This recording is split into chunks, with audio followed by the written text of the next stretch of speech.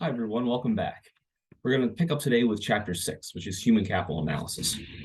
So far, we focused on wages as a determinant of workers' decision to work and how much they want to work. But decisions aren't just made in the moment. There's often substantial investment in education before someone starts working. And this is obviously going to impact their labor market decisions.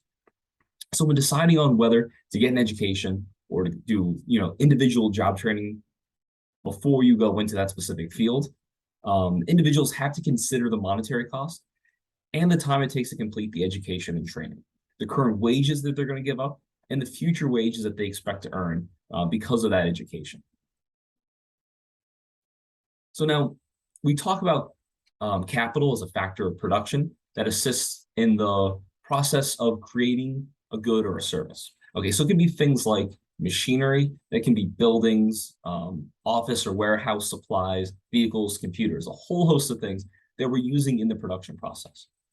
So human capital is going to be similar. It's skills used in the production of a good or service. So this can include knowledge, skills, ability, education, and training that an individual possesses. So investment in human capital, just like physical capital, can improve future earnings. The idea of human capital comes from Simon Kuznets and a few other economists' attempt to estimate the gross national product, which was the precursor to GDP, which you'll hear talked about quite a bit, especially now. Kuznets and a few other economists used a production function like the Cobb-Douglas function that we see here. This isn't something you're going to have to work with, but I think this is illustrative for this example. So Y here stands for the output, L stands for the labor input, so the number of workers, and K for physical capital. And the little alpha and beta exponents, those are variables. So they're going to change based on, that's what they're trying to estimate, let's say. What they were trying to do with this equation was estimate the effect of changes in the total stock of capital and total stock of labor on the gross national product. The problem was they could only estimate about half the growth in GNP. It turns out that they were missing something really important for what counted for economic growth. What they were missing is the A term that we have in front of this new Cobb-Douglas function. That A is often called the residual, or that extra growth that was unaccounted for by the quantity of labor and capital that's being, so this is typically what we call the effect of technological changes. So if we take a step back and we think of the original function they were working with, just that output is a function of labor and capital, it should have been obvious that the quantity of labor and capital matter, but also the quality. So workers are better, or workers that are better. So workers that are more skilled, more productive, safer on the job, smarter, et cetera, et cetera. We can list a ton of different things. Workers that are better are going to increase production. You're going to see more production than if workers were not as good, not as skilled. So this is where human capital comes in. So the economist Edward Dennison estimates that 30% of the growth in output per person from 1929 to 1982 was a result of education. So in other words, improvements in human capital. So education, or the skills and knowledge that workers have, represents the largest and most important part of the wealth of a country, far more valuable than capital or the natural resources. And the book goes through a lot of estimations for different countries for just how big of a component of their wealth that human capital is. Now, we often hear that a university degree will result in a lifetime of earnings increase in excess of, we're talking hundreds and hundreds of thousands of dollars. But let's explore this in a little more detail than what you see on just a, college information brochure. Here are the age earnings profile. It shows how wages vary over the career of a worker based on their educational attainment. So I only included the graphs for the US, ignoring Canada and Australia, but we see pretty similar things for those two countries as well. The first thing we notice for the US is that those with a high school or less, they see their wages peak around the age of 40 and then decline slightly through retirement. On the other hand, for those with college degrees and those with post-secondary degrees, their earnings level off slightly later, and they don't have this decline later on in their careers that we see with those with just a high school degree or less. Now, the decrease in the workers' wages for high school come from a few places. So first is that they tend to work fewer hours as they age. Secondly, as people get older, their skills start to deteriorate, or they're unable to keep up with the new advancements in their field. Older workers are less likely to pay to develop their skills as they age, and some of this is just a result that the investment in education is worth less. They have less time that they're going to be working to recoup the cost of the additional education. Also, the opportunity cost can be higher. Maybe they want to relax, spend time with their friends, spend time with their family. At that point, their kids are getting older. There's a lot of other things in their life that make education and keeping up with the new advancements worth that much less. Now, for those with higher levels of education, their income rises much more steeply in the early stages of their career. So initially, they're not making that much more than people with a high school degree, but then they quickly end up earning quite a bit more. So as a worker's age, those with a college degree earn even more than those without a high school degree. Those without a college degree have seen a larger gap in earnings than their previous age cohorts. So in other words, the college wage premium has grown over time. It didn't used to be as big as it is today. So there are two potential causes for this. And there's been a lot of work going in to try to understand what exactly the cause of this gap increasing over time is. So the first is a result of globalization. So the idea here is that low-skilled workers are competing against low-skilled workers in other countries where wages are lower and regulatory costs are much lower as well. The other is what's called skills-based technological change.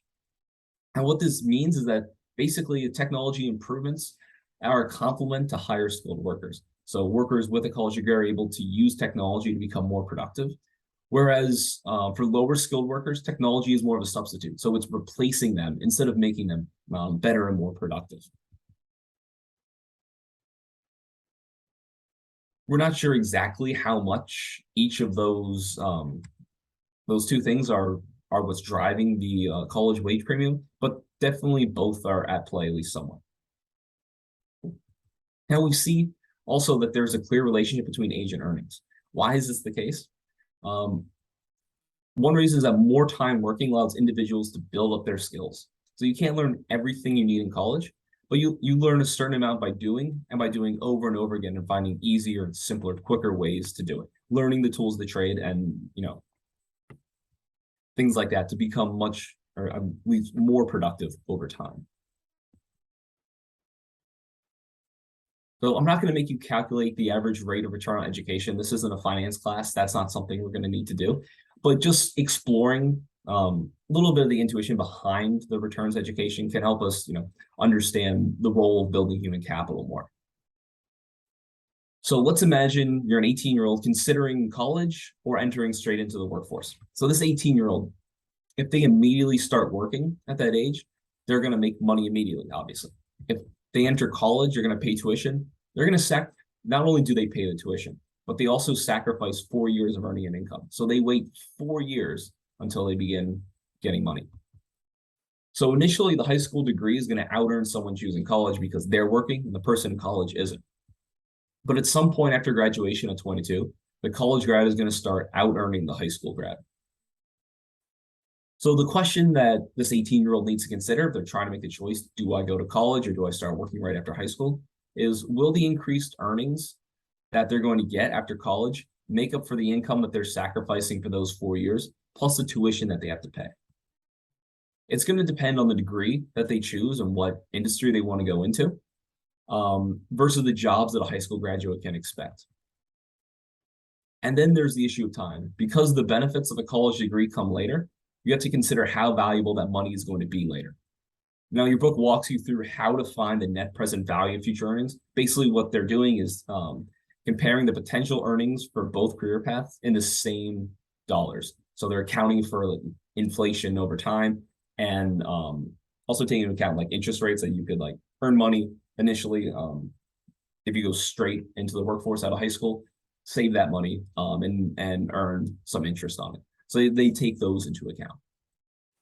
But basically, the idea that I want you to understand and take away from this is that there is this opportunity cost that you're spending time, if you go to college, giving up time that you could be working. And you need to consider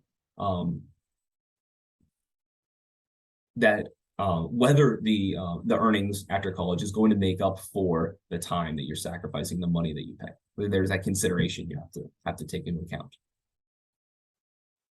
Now, let's look at some of the evidence of the college wage premium. So thousands of studies have been conducted since the 1960s, attempting to estimate the effect of human capital formation on wages. There's been even more studies on things like all the different things that affect wages, but just focusing on human capital, there's still been a ton of work done trying to understand what the effect is. So the Mincer earning functions, which come from Jacob Mincer's 1974 um, publication, uses a statistical model to estimate income as a function of schooling and work experience. And of course, it includes other control variables for characteristics of workers that affect their wages. It is one of, if not the most widely used model in empirical economics, and it's something that I've used frequently too. This isn't something that's very controversial, I'll say. So I've included the equation here. It's not something you need to memorize or something we're going to be working with, but again, I think this is going to highlight some of the things that we're considering here. So the variable S here stands for schooling, just literally the years of schooling. X here is the years of experience. And the variable I is individual level control. So it's things like race, gender, etc. And we're going to include in this the years of experience X and X squared, so the years of experience squared. The reason they do this is because, remember, over time, an individual's career income is going to peak and often starts to decline a little bit. So basically that the squared term is going to account for that because it's not just increasing linearly over time. So in the US, the rate of return for post-secondary education is around 10%. Now that's a pretty good return. It's better than leaving money in a savings account and better than the stock market most years. Although looking at all the red in my 401k recently, just about anything is better than the stock market right now.